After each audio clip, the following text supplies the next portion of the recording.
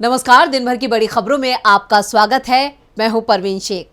आज इस बुलेटिन में बात होगी ओडिशा बालासोर में ट्रेन हादसे की, राहुल गांधी की न्यूयॉर्क में होने वाली रैली की, बात करेंगे बृजभूषण के खिलाफ कसते कानूनी शिकंजे की, मणिपुर में फेल होते अमित शाह के दावों की, साथ ही जानेंगे कैसे राजस्थान में कांग्रेस से पिछड़ती बीजेपी की, और बुलेटिन के आखिर में बात होगी मध्य प्रदेश को लेकर आए सर्वे की। इसके साथ ही और भी कई बड़ी खबरों से आपको करवाएंगे रूबरू, लेकिन तमाम बड़ी खबरों से पहले एक नजर सुर्खियों पर।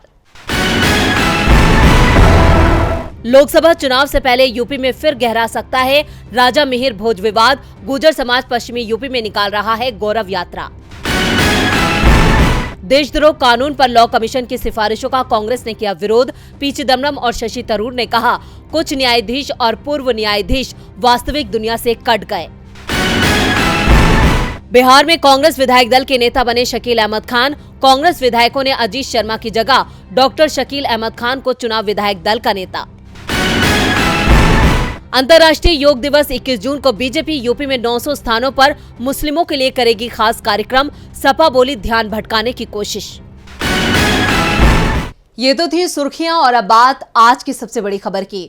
ओडिशा के बालासोर में बड़ा रेल हादसा हुआ। शुक्रवार की शाम यहां एक के बाद एक 3 ट्रेनें भिड़ गई थी, जिसके बाद कोरोमंडल एक्सप्रेस और एसएमवीटी हावड़ा सुपरफास्ट एक्सप्रेस के 17 डिब्बे पटरी से उतर गए। रेलवे के इतिहास में ये पिछले 28 वर्षों में सबसे बड़ा रेल हादसा माना जा रहा है। मौके पर राहत और बचाव अभियान तेजी से चल रहा है। अभी तक 288 लोगों की जान जा चुकी है, जबकि घायलों का आंकड़ा 900 से ज्यादा है। हादसे का जिम्मेदार कौन है, अब तक पता नहीं चला है। शुरुआती जांच रिपोर्ट में दावा किया गया है कि सिग्नल फेल होने के चलते यह हादसा हुआ है। ओडिशा के मुख्यमंत्री नवीन पटनायक और तमिलनाडु के सीएम एम.के. स्टालिन ने राज्य में एक दिन के राजकीय शोक का ऐलान किया है। हादसे को लेकर टीएमसी चीफ ममता बनर्जी, सपा प्रमुख अखिलेश यादव ने हादसे को लेकर सरकार की तैयारियों पर सवाल उठाए हैं। विपक्षी दलों की ओर से रेल मंत्री के इस्तीफे की मांग की गई है, तो कांग्रेस अध्यक्ष मल्लिकार्जुन खड़गे ने कहा कि ये समय सवाल का नहीं, मदद पहुंचाने का है।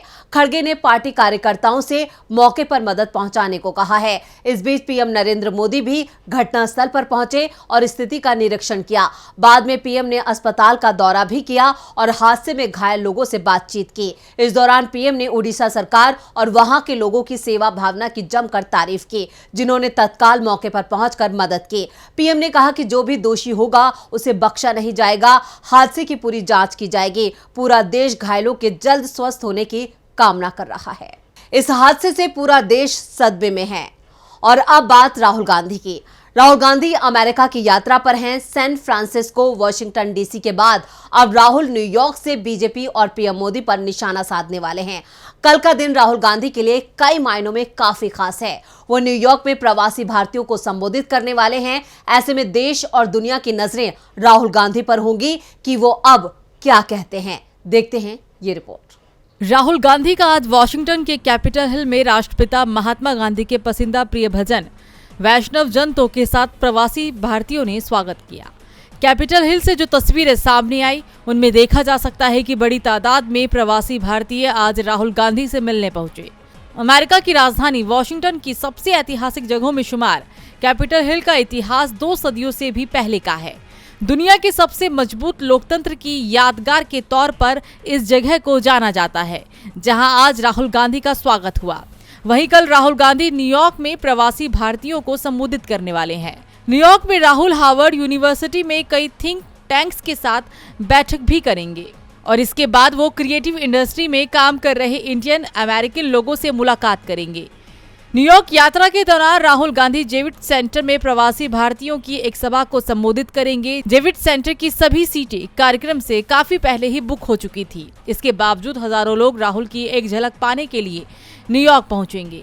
इसलिए राहुल के कार्यक्रम को दिखाने के लिए जेविट सेंटर के बाहर बड़ी बड़ी एलईडी स्क्रीन लगाई जा रही है।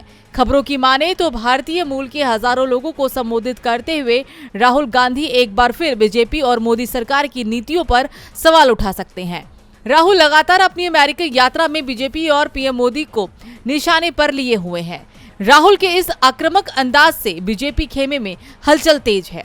इससे पहले कांग्रेस नेता ने वॉशिंगटन डीसी के नेशनल प्रेस क्लब में मीडिया के सवालों के जवाब दिए थे। सांसदी जाने के सवाल पर राहुल ने कहा था कि मुझे 1947 के बाद मानहानि के मामले में सबसे बड़ी सजा मिली है। मैंने संसद में अडानी को लेकर स्पीच दी थी जिसका मुझे तोहफा मिला और इसी वजह से मुझे डिस्क्वालीफाई कर दिया गया। साथ ही उससे पहले राहुल ने पीएम मोदी पर निशाना साधते हुए कहा कि पीएम मोदी तो भगवान को भी समझा सकते हैं। राहुल के इन बयानों पर बीजेपी ने भी तीखी प्रतिक्रिया दी थी। अब देखना होगा कि राहुल कल न्यूयॉर्क से क्या कहते हैं। राहुल गांधी के संबोधन से सबसे ज्यादा चिंता में बीजेपी है। चिंता तो पहलवानों के आंदोलन ने भी मोदी सरकार की बढ़ा रखी है। बीजेपी सांसद बृजभूषण की गिरफ्तारी को लेकर पहलवानों का विरोध जारी है। विनेश फोगाट, साक्षी मलिक, बजरंग पूनिया सहित कई पहलवानों ने बृजभूषण के खिलाफ यौन शोषण का आरोप लगाया है। अब खबर है कि 2 अंतर्राष्ट्रीय पहलवानों, रेफरी समेत 4 लोगों ने बृजभूषण के खिलाफ गवाही दी है। क्या है पूरी खबर, देखते हैं ये रिपोर्ट। बीजेपी सांसद बृजभूषण शरण सिंह की मुश्किलें बढ़ती नजर आ रही है क्योंकि 2 पहलवानों समेत 4 लोगों ने बृजभूषण सिंह के खिलाफ गवाही दी है। गवाही देने वालों में एक ओलंपियन, एक कॉमनवेल्थ गोल्ड मेडलिस्ट, एक इंटरनेशनल रेफरी और एक स्टेट लेवल कोच है। चारों ने कम से कम 3 महिला पहलवानों के आरोपों की पुष्टि की है। इंडियन एक्सप्रेस के अनुसार दिल्ली पुलिस ने 4 राज्यों के 125 लोगों के बयान दर्ज किए और ये 4 उन 125 लोगों में से ही हैं। दिल्ली पुलिस ने 28 अप्रैल को भारतीय कुश्ती संघ के अध्यक्ष के खिलाफ 2 एफआईआर दर्ज की थी, जिसमें कम से कम 2 मामले प्रोफेशनल मदद के बदले सेक्सुअल फेवर, 15 मामले यौन उत्पीड़न के हैं। 15 में से 10 मामले गलत तरीके से छूने छेड़छाड़ के भी हैं। रिपोर्ट के अनुसार शिकायत करने वालों में से एक कोच ने बताया कि पहलवानों ने उन्हें बृजभूषण के बारे में जानकारी घटना से 6 घंटे बाद दी थी। बता दें कि इंटरनेशनल पहलवानों ने दिल्ली पुलिस की पूछताछ में पहलवानों के आरोपों की पुष्टि करते हुए कहा उन्हें महीने भर बाद घटना के बारे में जानकारी मिली। पुलिस को गवाही देने वाले नेशनल और इंटरनेशनल स्तर के रेफरी का कहना है कि टूर्नामेंट के लिए देश विदेश के दौरे के वक्त उन्हें महिला पहलवानों की स्थिति के बारे में जानकारी मिलती थी। बृजभूषण शरण सिंह के खिलाफ पुलिस ने 28 अप्रैल को एफआईआर दर्ज की थी। 1 महीने से ज्यादा का समय भी बीत चुका है, लेकिन अभी तक गिरफ्तारी नहीं हुई है। सरकार हर बार जांच कमेटी का हवाला देकर गिरफ्तारी की बात टाल देती है, लेकिन अब देखने वाली बात ये होगी कि आखिर बयान सामने आने के बाद कब तक बृजभूषण के खिलाफ कार्रवाई की जाएगी। पहलवानों के आंदोलन से मोदी सरकार मुश्किल में है। मुश्किल में तो मणिपुर भी नजर आ रहा है। मणिपुर में एक बार फिर हालात गंभीर होते जा रहे हैं। 3 मई को राज्य में भड़के जातीय संघर्ष की आग शांत होती नहीं दिख रही है। केंद्रीय गृह मंत्री अमित शाह के मणिपुर जाते ही बीजेपी राज्य में कई जगह सुरक्षा बलों और उपद्रवियों के बीच टकराव की खबरें सामने आई हैं। तो क्या मणिपुर को लेकर अमित शाह के दावे फेल हो गए हैं? देखते हैं ये रिपोर्ट। मणिपुर के हालात अब सरकार के नियंत्रण से भी बाहर होते नजर आ रहे हैं। अपने 4 दिन के दौरे के दौरान गृह मंत्री अमित शाह ने गुरुवार को कई दावे किए थे, लेकिन उन दावों की पोल बीती रात वेस्ट इम्फाल के 2 गांव को कुकी समुदाय ने निशाना बनाया। इस टकराव में 15 लोग घायल हो गए। उधर विष्णुपुर जिले के पोम्बी खोक से भी टकराव की जानकारी आई है। हालांकि यहां किसी के घायल होने की पुष्टि नहीं है। कुकी समुदाय के लोगों ने फाइंग और कांगचुप चिंगखोंग गांव को भी निशाना बनाया था। इस दौरान वहां तैनात पुलिस और मणिपुर राइफल्स ने जवाबी कार्रवाई की। 4 घंटे से ज्यादा समय तक टकराव चला, जिसके बाद कुकी समुदाय के लोग नजदीकी पहाड़ियों में भाग गए। घायलों को इम्फाल के regional institute of medical science और राज मेडिसिटी में भर्ती कराया गया है, जहां 2 लोगों की हालत गंभीर बनी हुई है। अब तक राज्य में जातीय संघर्ष में 100 से भी ज्यादा लोगों की जान जा चुकी है। राज्य में अब तक पुलिस 40 लोगों का एनकाउंटर कर चुकी है। सीएम एन बीरेन सिंह ने एनकाउंटर में मारे गए लोगों को मिलिटेंट बताया है। इससे पहले गृह मंत्री अमित शाह 4 दिन के दौरे पर आए थे। गुरुवार को प्रेस कॉन्फ्रेंस करते हुए उन्होंने दावा किया था कि राज्य में तेजी से हालात सामान्य हो रही है, लेकिन शाह के दावे पर 24 घंटे में ही साफ हो गया कि मणिपुर में सरकार के दावे सच नहीं है। मणिपुर के जातीय संघर्ष से मोदी सरकार परेशान है, तो इधर राजस्थान में सीएम गहलोत ने बीजेपी की परेशानी बढ़ा रखी है। 4 महीने में राजस्थान में विधानसभा चुनावों का ऐलान हो जाएगा। राज्य में मुख्य मुकाबला कांग्रेस और बीजेपी के बीच है। बीजेपी के स्टार प्रचारक पीएम मोदी के राजस्थान दौरे बढ़ चुके हैं, तो दूसरी ओर सीएम गहलोत भी जनता को एक के बाद एक बड़ी राहत पहुंचा रहे हैं और इसका तोड़ बीजेपी के पास नहीं दिख रहा है। कर्नाटक की तर्ज पर राजस्थान में गहलोत सरकार आम जनता को 5 बड़ी राहतें देने की तैयारी कर रही है। महंगाई राहत कैंप में जारी उत्साह को देखते हुए राज्य सरकार के थिंक टैंक ने 5 ऐसी स्कीम तैयार की है। इनमें फ्री राशन, सस्ता पेट्रोल डीजल, महिलाओं को भत्ता, फ्री यात्रा और फ्री बिजली का दायरा बढ़ाना शामिल है। हाल ही में सीएम गहलोत ने 100 यूनिट फ्री बिजली का दायरा और बढ़ाकर आगे दी जाने वाली राहत की मंशा को भी जाहिर किया था। अब सामने आया है कि राजस्थान में कांग्रेस चुनाव से पहले 5 बड़ी राहत दे सकती है। 200 से 300 यूनिट तक फ्री बिजली, महिलाओं को 1500 से 2000 रुपए मासिक भत्ता, रोडवेज बसों में महिलाओं के लिए फ्री यात्रा, अन्नपूर्णा रसोई किट, पेट्रोल डीजल 3 रुपए प्रति लीटर तक सस्ता। बता दें कि राजस्थान सरकार में 200 से 300 यूनिट फ्री बिजली की घोषणा की जा सकती है। प्रदेश में अभी तक 100 यूनिट बिजली फ्री है। इससे पहले भी कांग्रेस ने कर्नाटक में चुनाव से पहले 200 यूनिट फ्री बिजली का वादा किया था। ऐसे में उम्मीद जताई जा रही है कि चुनावों से पहले राजस्थान में भी कांग्रेस फ्री बिजली का दायरा बढ़ाकर लोगों को और ज्यादा राहत दे सकती है। वहीं अगर महिलाओं के मासिक भत्ता की बात करें तो कर्नाटक में कांग्रेस सरकार ने प्रति गृहिणी को प्रति माह 2000 रुपए देने के वादे को हाल ही में लागू किया था। इसके अलावा महिलाओं को रोडवेज की बसों में लगने वाले किराए में 30% तक की छूट दी थी, जो अब तक जारी थी, लेकिन 2023 में गहलोत ने इसे बढ़ाकर 50% कर दिया था और अब इसे फ्री कर सकती है।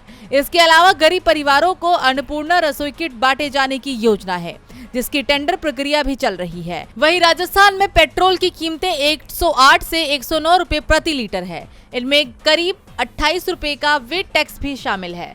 बता दें कि कांग्रेस के लिए हाल ही कर्नाटक चुनाव में मिली जीत पूरे देश में महत्वपूर्ण बन गई है।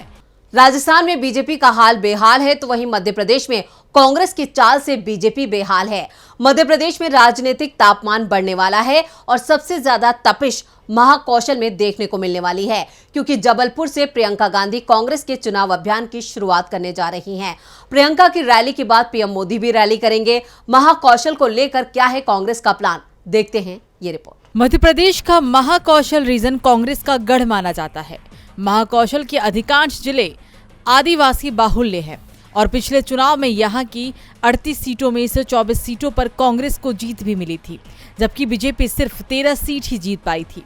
कांग्रेस इस बार अपनी सीटों की संख्या 30 तक पहुंचाने की कोशिश में जुट गई है और इसी के चलते कांग्रेस के स्टार प्रचारक प्रियंका गांधी एमपी में अपने चुनाव अभियान की शुरुआत महाकौशल से ही कर रही हैं। 12 जून को उनकी जबलपुर में रैली होगी। जबलपुर में गौरी घाट में प्रियंका गांधी नर्मदा आरती के साथ शहीद स्मारक ग्राउंड में आम सभा को संबोधित करेंगी। इसी तरह राजनीतिक गणित को ध्यान में रखते हुए 9वें अंतर्राष्ट्रीय योग दिवस का सबसे बड़ा कार्यक्रम जबलपुर शहर में होने जा रहा है। 21 जून को आयोजित इस कार्यक्रम में प्रधानमंत्री नरेंद्र मोदी शिरकत करेंगे, लेकिन पीएम की रैली से पहले ही कांग्रेस ने बीजेपी की घेराबंदी तेज कर दी है। कांग्रेस के जाट प्रवक्ता आनंद जाट ने कहा कि मध्य प्रदेश कांग्रेस ने महिलाओं को लेकर वचन पत्र तैयार किया है और 12 जून को प्रियंका गांधी इसे जारी करेंगी। पीएम की रैली जाट पर जाट ने कहा कि प्रधानमंत्री इस बार तीसरी बार आ रहे हैं। जब वो पहली बार आए तो कूनों में चीते छोड़े, दूसरी बार आए तो महाकाल लोक का उद्घाटन किया, तीसरी बार वंदे भारत ट्रेन को हरी झंडी दिखाई। उन्होंने कहा कि महाकाल लोक में जिस तरीके से भ्रष्टाचार हुआ उसकी पोल तो खुल चुकी है। तेज हवा में ही मूर्तियां गिर पड़ी, जिन्हें लेकर दावा किया जा रहा था कि 100 साल तक मूर्तियों का कुछ नहीं होगा, वो 1 साल भी नहीं टिक पाई। कूनों में जिस तरीके से चीतों की जान जा रही है वो मोदी सरकार की रणनीति पर ही सवाल उठा रही है और वंदे भारत ट्रेन लगातार हादसे का शिकार हो रही है। इन पर क्या प्रधानमंत्री नरेंद्र मोदी महाकौशल के दौरे पर कुछ बोलेंगे, हमें भी इंतजार रहेगा। और बुलेटिन के आखिर में बात मध्य प्रदेश को लेकर सामने आए सर्वे की। इस साल के आखिर में मध्य प्रदेश में विधानसभा चुनाव होने हैं और चुनावों को लेकर राहुल गांधी ने बड़ा दावा किया। राहुल ने कहा कि मध्य प्रदेश में इस बार कांग्रेस को 150 सीटें मिलेंगी, एमपी में सरकार कांग्रेस की होगी।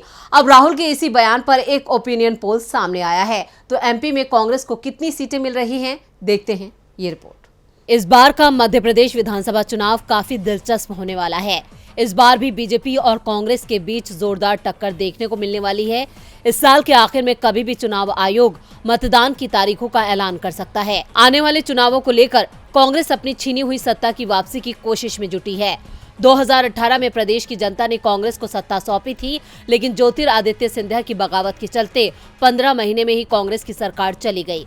अब पार्टी ने 150 से ज्यादा सीटों को जीतने का टारगेट सेट किया है। कांग्रेस नेता राहुल गांधी ने अमेरिका जाने से पहले दावा किया था कि हम 150 सीटें जीतकर मध्य प्रदेश में सरकार बनाएंगे। मध्य प्रदेश में हमें कर्नाटक से भी ज्यादा बड़ी सफलता मिलेगी। राहुल के इसी दावे के बाद एमपी के एक लोकल टीवी चैनल का ओपिनियन पोल भी सामने आया है, जिसमें राज्य की 230 विधानसभा सीटों में से कांग्रेस स्पष्ट बहुमत के साथ 118 से 128 सीटें जीत रही है। ओपिनियन पोल के मुताबिक मध्य प्रदेश में कांग्रेस 43% वोटों के साथ 118 से 128 सीटें मिलने की संभावना है, तो वहीं सत्ता पर काबिज बीजेपी 40% वोटों के साथ 91 से 101 सीटें जीत रही है। बीएसपी को 2 से 3 सीटें और अन्य के खाते में 7 से 9 सीटें जा सकती हैं।